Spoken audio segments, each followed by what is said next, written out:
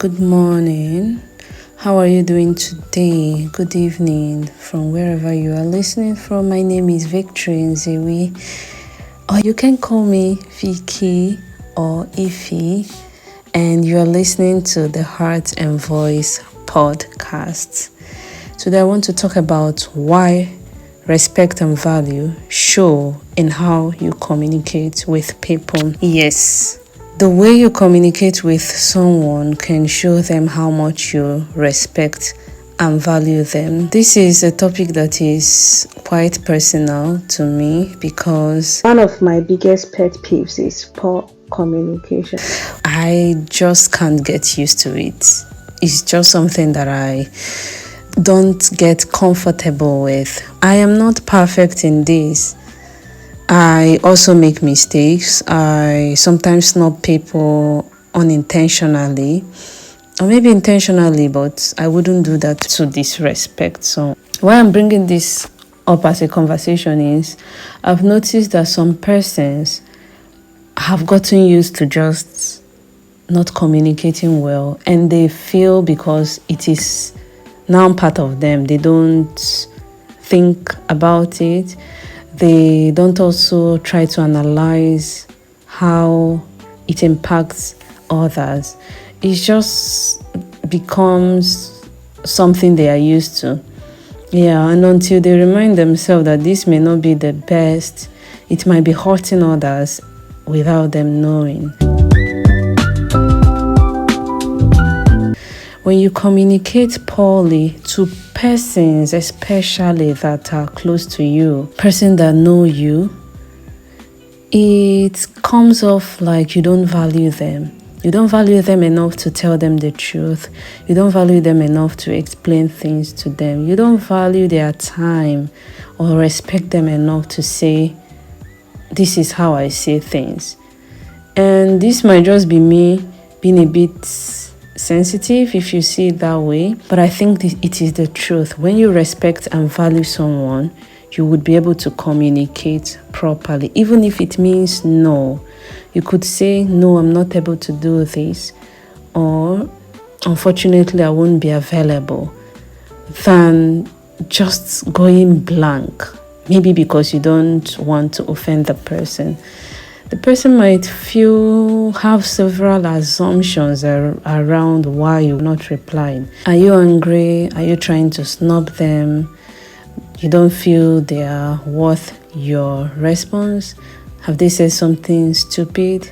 Have they said something silly? All kinds of assumptions will flood their head. So to save them from all the stress, at least you could say, give me some time to process this, I will get back to you. Or you could say, I don't have the best response for this, or I may not be the best person to give you feedback on this. I feel that is good enough than just going blank. Like, I've seen or I've connected with persons that you would send them message and they would read it and they would not respond. And this is not like a stranger. I myself, as I said, I am not perfect. When persons that I am not connected with, I don't know you casually message me, I may choose not to respond. Not because I don't value you or I don't respect you, but maybe I don't want to start up a conversation with you, maybe at that moment, or I just don't want to start up a conversation with you, and that is totally fine. You can also do that to me if you don't know me. That is understandable. But when I know you, my emphasis is when you know someone and that person knows you. Even if the person is a junior, if the person communicates, it is being kind. You should be kind enough to at least say, no, I cannot do this, or give a feedback. I am telling you, I just don't like it. And maybe that is why I'm stressing it. It is just not good for you to communicate poorly.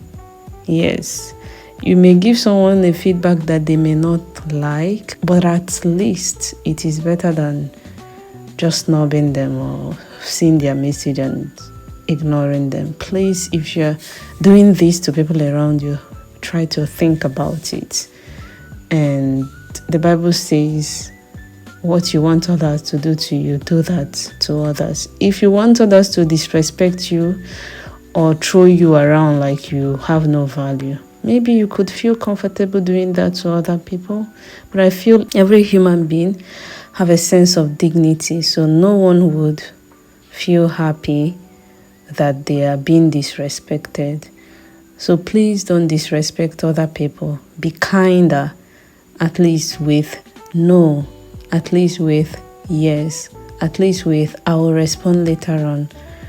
Or if you don't have the strength, you could send them a voice message if you are chatting, or you could just tell them that you would give them a feedback when you are more relaxed or when you are in a better mood, or they should send you a reminder. This is something I do also. When I know I have lots and lots of things and someone is trying to maybe communicate with me, I could tell them, okay, could you remind me about this at this time when I'm more settled? That time I might be having a clearer mind to respond, to analyze what they are saying. I would still say communicate better, especially if this is your family member or a close friend. Maybe they're asking you for something and you may not be in the best place to do it for them. Instead of just ignoring them, it's better to tell them the truth. My dear, I would not be able to do this. I'm sorry, I would not be able to. Something happened recently that I want to share, and that is even one of the things that made me reflect on this. So I had sent a message to several persons around a particular event, and some persons responded, some persons just ignored me. And funny enough, all the people that I send this message to are people that I know in person, not that I don't know them. They know me and we talk. But maybe because the message is a request, they may not know how to respond. They just ignored, and it's just weird.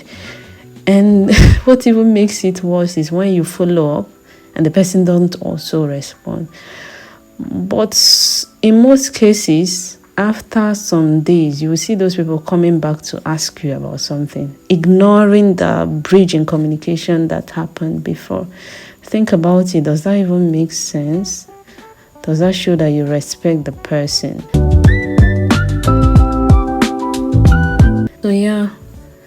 And another thing that I want to throw out is, and this is even to me myself, sometimes you might look at a particular way someone communicates as absurd, but then you may not know that you do it as well until you reflect on it. You think, okay, maybe this person is actually not silly. It's actually the person's situation at that time. Maybe they are stressed, maybe they have a lot of things going on, maybe they are trying to declutter their mind and they just decided not to respond. And sometimes I can take things a bit too personal. Okay, why wouldn't this person respond? But I'm learning to give them time. They may not be in the best place. So yes, I'm not saying you should respond immediately, but when you can, please do, so that the person doesn't assume that you don't care. This is another story. I had left a group chat that someone added me to. And I would even advise, before I come back to this, I would advise, if you're using WhatsApp, it is better to put on the settings that people invite you to a group before you join. Yes, this is to avoid the situation that I got myself into. So I am someone that likes decluttering both my space, my phone, everything. My WhatsApp, I don't like having several group chats. If it is not active, I will just leave. Not that I have something against it, but if it's not somewhere that I receive information that I need at the moment, I may just leave the group and probably come back when I need it, or just leave it. So I had left this group chat, and then the owner, which is someone that I respect so much and someone that is like older, much older than me, can even be a father to me, he was like, I added you to this group and you left. It's all good. I felt really bad. He might have misinterpreted that maybe I'm disrespecting him and all of that. When I started thinking of it, there are groups that I had made for some things that I do. And we do add people there. And when people leave, I feel a little like I get this stingy feeling. Okay, yeah, someone left. Especially because I'm the one that created the group. Probably they don't see the value. As much as I try to tell myself it's all good, they should be able to do what they like, I still feel that sting. So when the person reached out saying this, I started reflecting. Oh, you remember the feeling that I have when people leave the group? This is the same feeling. Now this person is way older than me and someone that I respect. I had done things the wrong way. Then I messaged him explaining that this is just me decluttering my WhatsApp zone. I don't like having several groups. Yeah, I hope and I believe that he understood. But then when I reflected back, what I would have done, and this is just me saying on my own end, is telling him ahead, I will be leaving this group because of this. Then before I leave, that way he feels respected. And I'm saying this just because I'm talking about communication. Poor communication may not be you intentionally wanting to hurt someone, but maybe because you're not paying attention to certain things. We tend to respond in a particular way or give feedback in a particular way that we are comfortable with or we think is right. But then when we go through, we may now see that this may not be the best way that we should have acted on this or responded to this. And yes, I think this is something most of us should reflect on. As you are building yourself personally, trying to be a better person, kinder person, if you are that kind of person, and this is what I'm doing on my own for myself, communication should be something you really look into because it shows how much we respect and value other people, especially your loved ones. Please communicate better. And me, myself, I should communicate better to everyone around me. I will do better. I'm asking God for the grace. I'm not perfect. I've not gotten to that point that I would say I'm a good communicator, even though it's one of my biggest pet peeves. But yeah, I'm still working on it. So what do you think? Do you think the way you communicate can show people that you don't really value or respect them? I think so. Thank you for joining me. Have a wonderful day, and I hope you reflect on this. God bless you. Bye.